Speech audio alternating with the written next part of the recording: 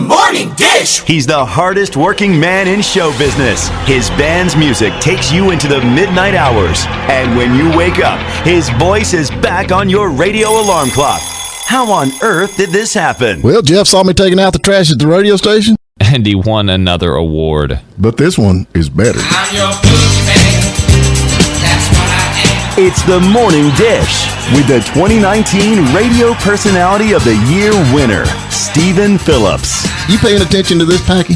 And Murphy's own Sherry Raines. Yeah, you must have given horseback passes to the right guy, Stephen. Well, giddy up. And Packy Smith's Shetland pony is right alongside. You guys know these demo tapes don't just edit themselves together, right? Well, all right. 3 cheers for Stephen Phillips. Y'all need to help Stephen Phillips out over there. Out the door and off the radio. Here's Stephen Phillips. All righty, folks, we're back with you. And one of the greatest finger-style picking guitar players in the whole wide world, Tommy Emmanuel. Good morning. How are you, sir? Good morning, Steve. How you doing? Man, we're doing good. I guarantee you, it's a great honor to get you on the. I've listened to your music on and on and on, and now we've actually get to talk to you. But I appreciate that, brother. So you're close to a lake there, are you? Oh yeah, right on the lake. You need to come see us. We'll go. I'll take you skiing. Can you ski? No. Well, I can teach you how, man. We got this technique where we tie the rope around your neck. It's amazing what incentives it gives you to come Oh up. yeah, right. Okay. Yeah, we're all about that, man. You're always, I guess we had Paul Thorne on here, and he was talking about where you'd sent a letter to Chet Atkins. Can you tell us about that? Tell us about that. Oh, sure. Well, when I was 10, my dad died, and I kind of retreated into Chet's music. It was like my savior. And I decided to write him a letter. And it was just a typical kid's fan letter. I listen to your records. I'm trying to play your songs and work out what the hell you're doing. And, and please, would you send me back a photograph? Your greatest fan, Right. And I put the letter in an envelope, and on the envelope I wrote, Chet Atkins, Nashville, America. That's all. That's it. And he got it. Wow. And so about 6 weeks later, I came home from school, and my mom said, go into your room. There's something on your bed for you. And I went in there, rushed in there, and there was this big brown envelope with American stamps on it, and I could see Chet Atkins RCA Records on the thing, and my heart nearly exploded. And there was a beautiful letter from him, and a black and white photograph signed to me. Wow! And this was 1966, so he was the busiest guy in the world right then. Oh yeah. And so we stayed in touch. And then when I was about 18, a friend of mine sent a tape to Chet of me playing in his lounge room. I didn't even know he was recording me. And I get this letter out of the blue just saying, if you come to Nashville, here's my office number. Call me. Yeah, and that was from Chet. Wow. And so it was years later that 1980, I made the pilgrimage to America from Australia. And I saw Elton John at the Hollywood Bowl, and I met my hero here in Nashville, and, he came down the stairs, and there he was. He looked exactly like he did on his records, and came up to me, and he said, you want to pick a little? And I said, is there a mustache in Mexico? There you go. And there you go. There's a one-legged duck swim in a circle. And so he took me into a kind of side room, and we sat and played for about an hour, and it was like a dream come true for a kid from nowhere. And here I am sitting with the greatest instrumentalist of all time, and I just couldn't believe it. I spent the whole day with him, and he showed me a bit around Nashville, and he introduced me to other artists and stuff like that. And And then before he dropped me off at the hotel, he said, "This is where you belong. You should come back here to Nashville." So I did. And he was right. He was absolutely right. Yeah. I couldn't imagine, Chet Atkins, I never met him, but everybody that I ever talked to that ever knew him said he was just a fantastic guy. He really was. I mean, the other thing you got to remember is that, in the 50s and 60s, Chet Atkins was the name on everyone's lips. Right. That guy had so many recordings out there. He was blazing a trail that everybody else followed, So, and boy. Well, now tell me this. I want to know this because I'm a big Jerry Reed fan, and I know Jerry Reed. Me too. Yeah, I'm a big Jerry. So between the two of them, there's a video that I watch. I watch it more than once because I love watching it. But anyway, Jerry Reed does a break, and then it's Chet's time, and Jerry Reed's like, "Man, I'd hate to follow that, but it's a different style. But Jerry Reed don't get the I guess the recognition as being a fine a guitar player as he was. But him and Chet, I mean, how would you rate them? Or you think they're neck and neck, or who's better? I mean, who's better in your book? Jerry Reed was a complete, unique individual. Nobody sounded like him. Nobody wrote like him, and nobody could play like him. Still to this day. Right. I mean, I've learned a lot of Jerry Reed songs, but when I hear him play them, it's another world. And that's what I love about being in music, is that we're all individuals, And Chet recognized Jerry's talent straight away.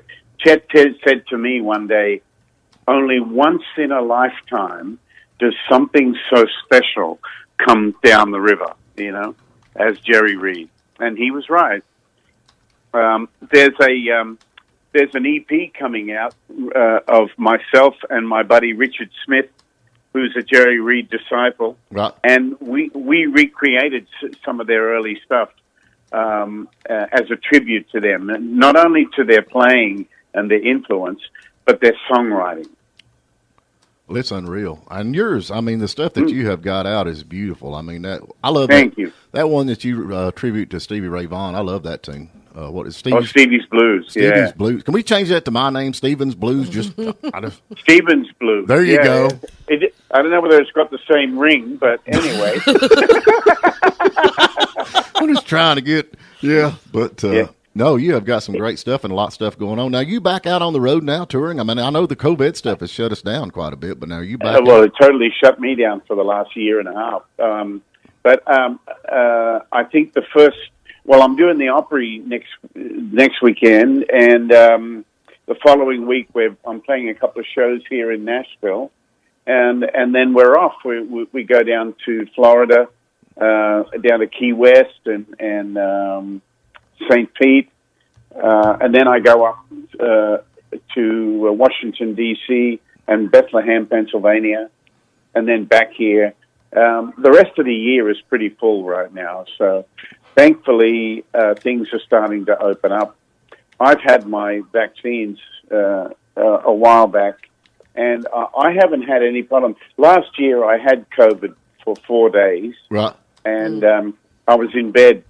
I was in bed for 4 days, and then I got up and I was fine. So I was one of the lucky ones. I didn't get so bad that I had to go to hospital and be on a respirator and all that. Right.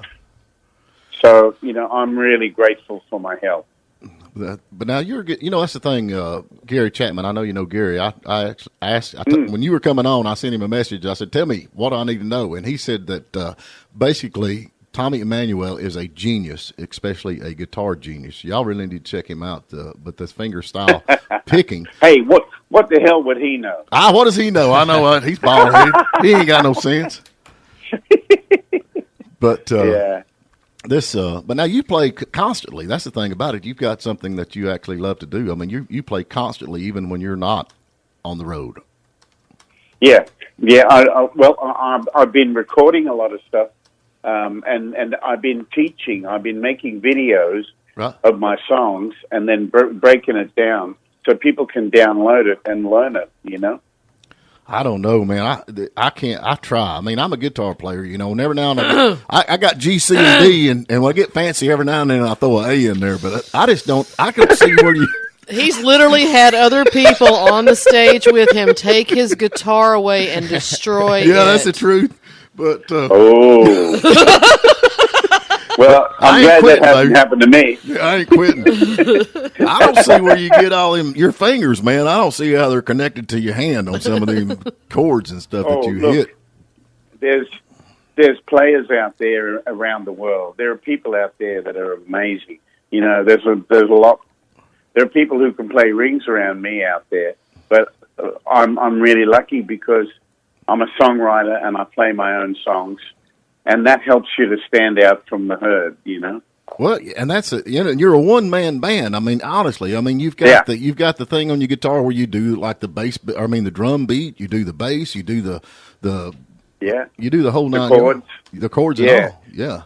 Well, see that stems back to Chet Atkins and Merle Travis, and I took that style and made it into something else, and it's a really self-contained style where you.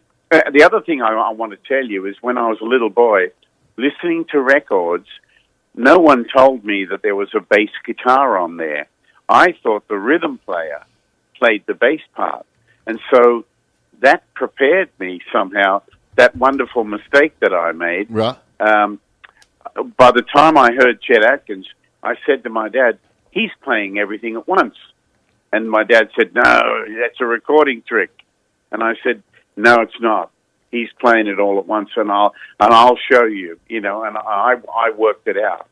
Well, you're right. But it's funny how nature works, and it seemed like the universe prepared me for what I needed to do, even though I had no idea what I was doing.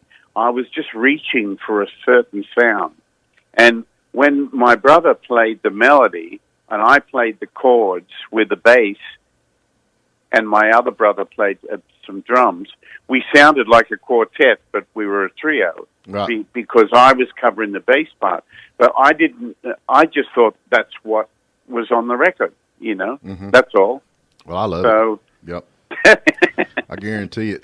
Timmy, we're coming up to a break, and this thing cuts us off. Tell us, and all these folks out here listening, where they can find you, all your connections, and this, that, and other that you've got on the World Wide Web.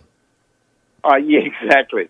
I do have a website. It's TommyEmmanuel.com, and you can go in there and check out stuff. I'm also on Spotify and all those digital outlets, and I'm on YouTube. I'm kind of everywhere. I got people who put stuff up everywhere. I mean, I'm a caveman. I don't even have a computer. Right. So, lucky you.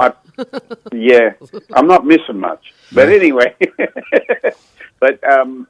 it's all out there, and please check it out. If you find something you like, write me a note and let me know. I'm on Facebook as well, and it's just under my name. All you got to do is put Tommy Emmanuel, Nashville, Tennessee. That's it. Yep. That's it. Yep, I guarantee it. Tommy, it's been a pleasure, man. And like I said, you got a lot of big fans down here. When they found out that you were coming on the show, I had all these guys that I know, man.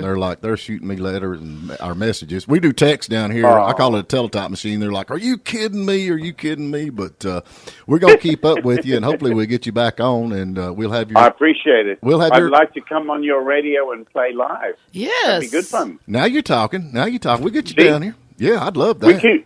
We could do Stevens Blues. There you go. Now you're talking. I love it. Absolutely. Yep. Well, lots of love to everybody. Thanks for having me on, and stay well.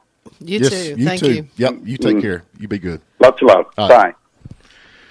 All right, He man. was awesome. Oh, He was y'all have to awesome. go check him out. Y'all need to go check out Tom Emmanuel. And I'm like, say, when you hear that old song back, "Who's Gonna Fill Their Shoes?" This guy right here is really coming up. I mean, he is a genius. We've got a couple of more that we're talking to about getting on this, doing the same thing. But that finger style picking, to me, is just, I don't see how they do it. I mean, I can't even come close to it. And I can't even play G, C, and D. Like I say, every now and then I throw an A in there, but just to watch their fingers play. Yeah, it's amazing to me. Yeah, and see where, I don't know, Packy can do it. I'm sure on the guitar. His brother is pretty cool too. He played with Phillips or something. Yeah, he played with NXS. As a band, we play on 97.7. He played with Chet Atkins, Willie Nelson, Dolly Parton, and all those guys. Tom Emmanuel actually opened up for a whole season with Eric Clapton.